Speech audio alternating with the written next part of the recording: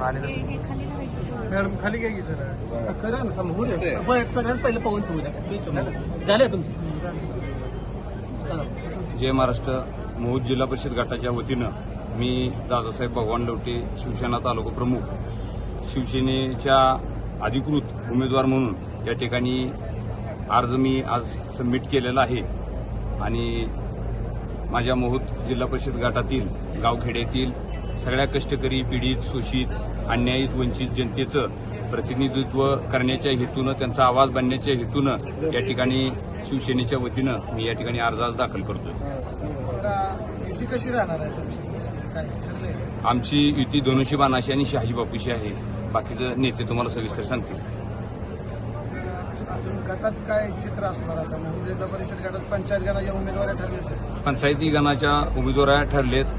प्रत्येकी 1-1, 2-2 असे उमेदवार या अर्ज या ठिकाणी आदरणीय शहाजीबाबू पाटील साहेबांनी सगळ्यांनाच भरायला सांगितलेत. ते दोन्ही अर्ज पंचायत समिती गणाचे आम्ही 2 वाजेपर्यंत आज ते पण जमा करत आहे. या ठिकाणी जनतेला एवढंच आवाहन करतो, आम्ही तळागाळातील सर्वसामान्य घरातली पोरं आज महूद गटामधून शहाजीबापू पाटील साहेबांच्या आशीर्वादानं, एकनाथ शिंदे साहेबांच्या आशीर्वादाने आणि बाळासाहेब ठाकरे साहेबांच्या प्रेरणेनं, एकनाथरावजी शिंदे साहेबांच्या ऊर्जेनं या ठिकाणी जिल्हा परिषद गटाची निवडणूक लढतोय.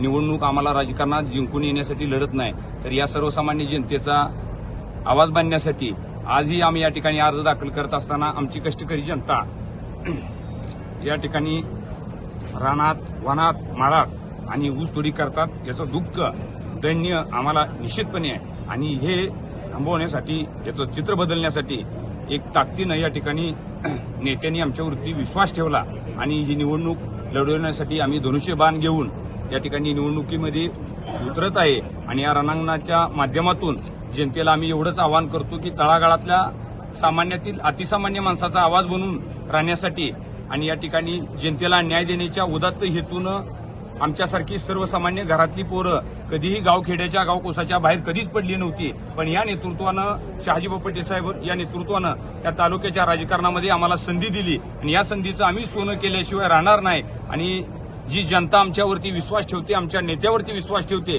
त्या विश्वासाला नम्रपणे पात्र राहून आम्ही काम करू, या ठिकाणी एवढीच ग्वाही देतो.